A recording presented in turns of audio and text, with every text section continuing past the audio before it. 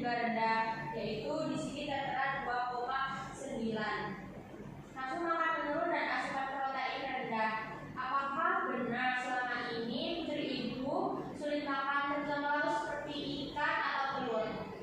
Iya, enggak suka makan lauk, kayak cuma makan nasi doang gitu. Kalau minum, apakah sering minum banyak atau justru lebih sedikit Bu?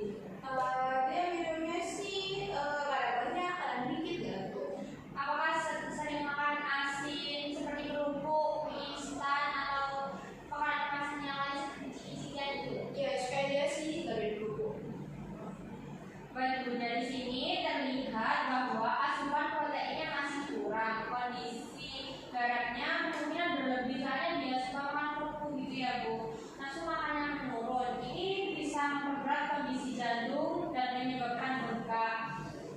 Dari hasil pengajian, masalah utama putri ibu adalah asupan protein kurang ditandai dengan albumin yang rendah. Gangguan metabolisme akibat gagal jantung, muncul edema dan perutnya itu membesar. Jadi tujuan kita adalah meningkatkan asupan protein, terus mengurangi beban kerja jantung, mengontrol cairan dan garam. Soalnya tadi kan sering suka makan kerupuk ini ya Bu, makanan asin-asin, menjaga kondisi gizi agar tidak memburuk. Kita akan menggunakan diet jantung 2 atau rendah garam, tinggi protein ya Bu. Prinsipnya itu makanan 3 kali utama, 2 makanan selingan, 2 kali makanan selingan. Makanan beras yang mudah dimakan, protein yang cukup seperti ikan, telur, tempe dengan garam yang dibatasi, cairan juga dikontrol. Saya jelaskan terlebih dahulu ya Bu. Saya jelaskan terlebih dahulu ya Bu. Kondisi penyakit yang dialami putri ibu ini adalah kondisi ketika jantung tidak mampu membuat darah secara optimal. CHF terjadi akibat gangguan fungsi jantung. Kondisi ini menyebabkan penumpukan cairan atau kongesti di paru, hati, dan tungkai. Jika tidak ditangani dengan baik, CHF dapat menyebabkan komplikasi serius seperti edema di paru, gangguan irama jantung. Faktor penyebabnya itu ada kelainan jantung bawaan, terus kemudian kurangnya higienis, itu ya Bu. Di sini ada contoh makanan yang harus dibatasi, seperti kerupuk, makanan asin, mie instan, makanan kaleng, santan kental, makanan yang berlemak tinggi. Seperti itu ya Bu.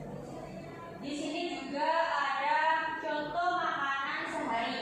Pagi nasi tim, telur dengan snacknya buah. Snacknya bisa nasi, ikan, sayur, terus snacknya bisa biskuit. Untuk malamnya nasi tim dengan ayam tanpa kulit, yang seperti itu ya Bu.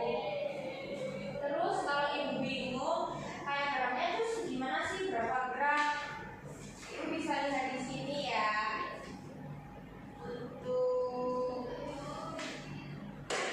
sadarnya bisa, kalau sendok yang seperti ini tuh 15 gram, kalau sendok yang seperti ini itu 10 gram, dan kalau sendok kecil yang seperti ini itu 5 gram ya Bu, takarannya seperti itu. Di sini juga ada daftar bahan makanan terbuka.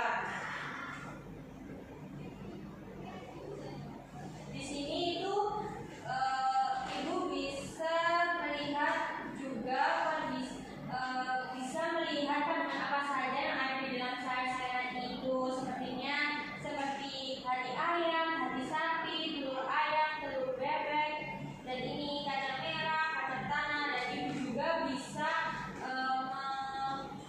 menukar bahan makanan. Kalau bosan nasi bisa ditukar dengan singkong, bisa ditukar dengan ubi, seperti itu ya Bu, dengan URT yang sama. Dan ini sudah ada beratnya, ada URT. Nanti kalau lupa ibu bisa bawa pulang biar ibu bisa mengingat-ingat ya. Selanjutnya, untuk meningkatkan nafsu makan, itu bisa diberikan porsi kecil tapi sering. Jadi kecil tapi porsi sering gitu, beberapa jam gitu. Variasikan menu itu jumlah-jumlah di soalnya